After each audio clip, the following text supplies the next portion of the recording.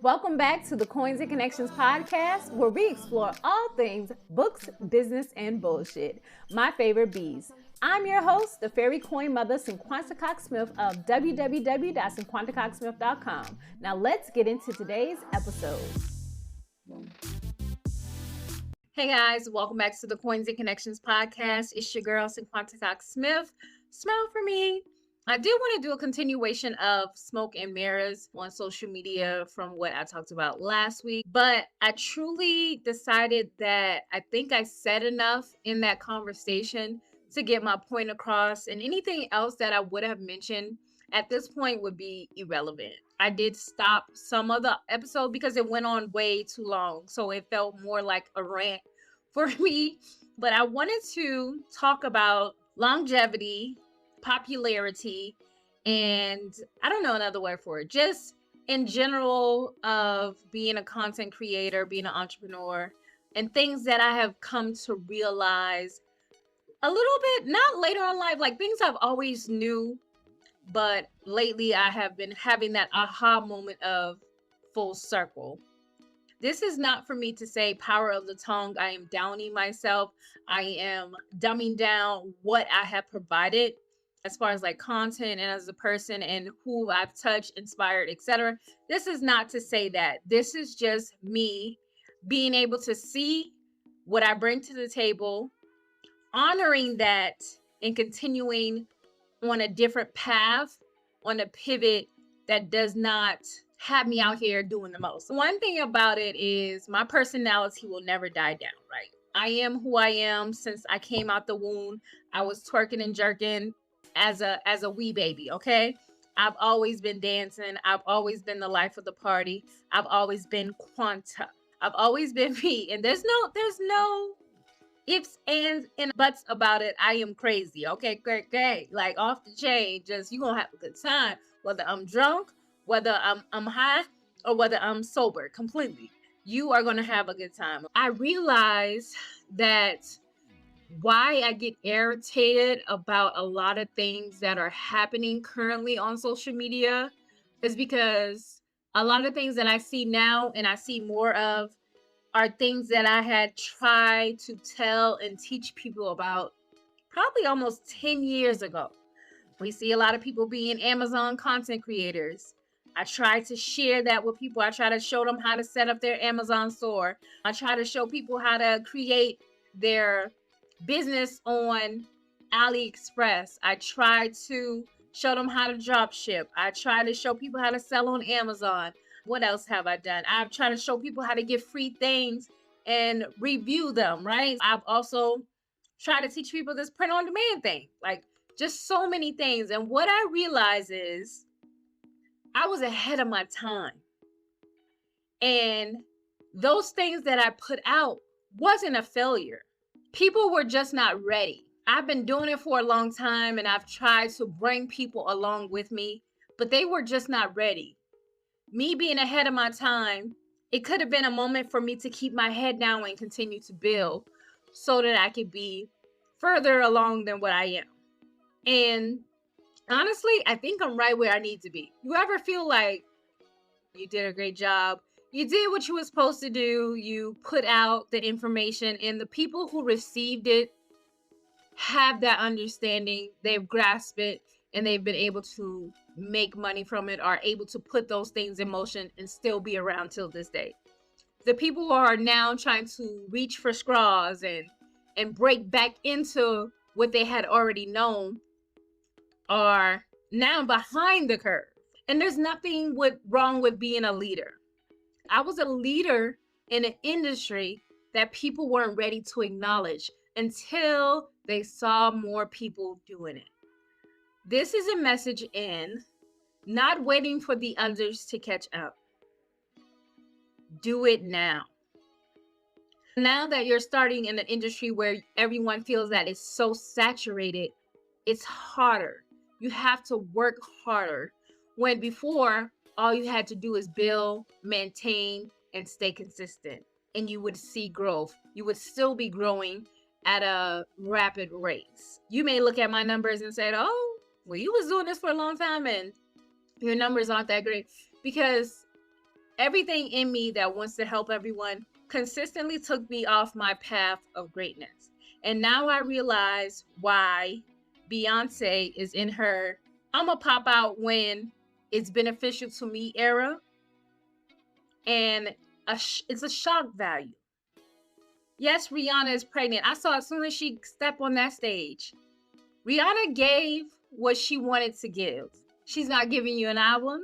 She's giving you another baby to be upset about, to speculate about, right? Rihanna gave us marketing genius. She gave us merch for the football game. She gave us product placement. She gave us what that second trimester, because that's what it looks like, was willing to give. She got her direct deposit. She showed up because she said she was going to be there. She paid homage to Kanye West, to anybody else who may have done something similar, who she was paying homage to. She did it. And now she got the internet in a frenzy for at least another month. Her merch that was out weeks before the game, more people wore her merch to the game than they did the fans, like the Eagle and the Chiefs outfits. I understood that from a perspective of, I'm not going to talk about it. I'm going to be about it. I'm going to show up where I need to show up for the beneficial, whatever, the presentation to get y'all in a frenzy. And I'm going to go back to minding my business while y'all write think pieces about me because I'm already paid. I already got my money. And I feel like that is where I am, right? I got my money. I enjoy doing what I do. And slowly but surely, I feel the pull away from the things that no longer serve me, right? I want to be where I am and happy with what I have and who I am. And I want to go hard behind the scenes without, not even behind the scenes. I just want to go hard and be focused on what I enjoy, and that's creating. If you never see my face consistently, but you hear my voice and you see my videos, that'll be an everlasting effect that I leave.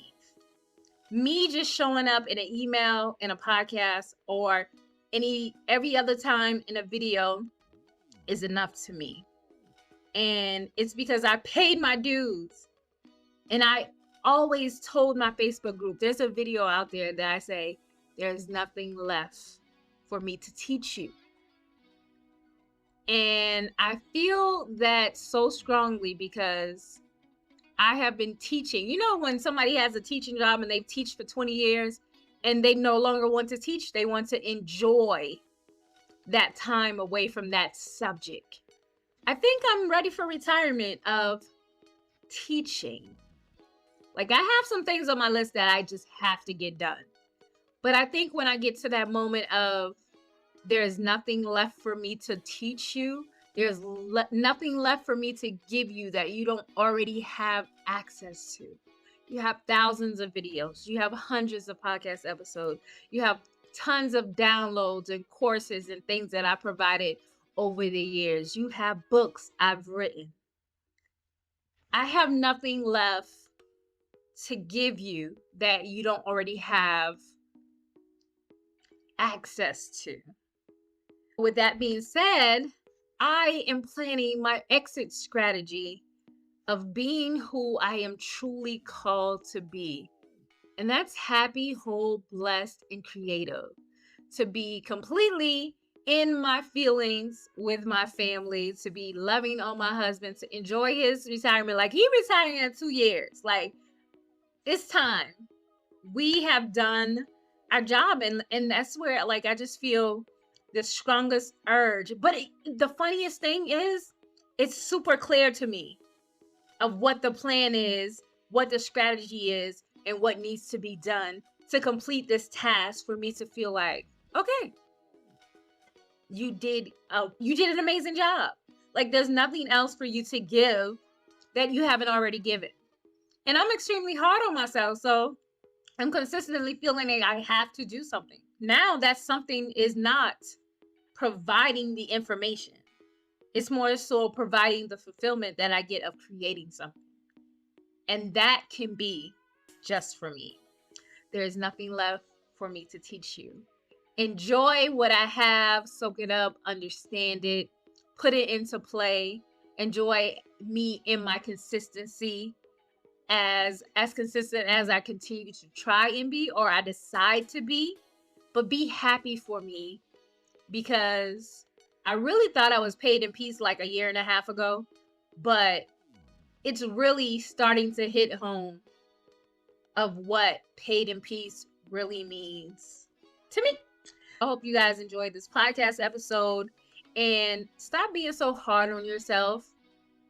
If you take the time to sit back and listen and hear and feel what your path is, and just go and do it without making excuses for yourself, you'll be much happier and blessed in the end. Until next time.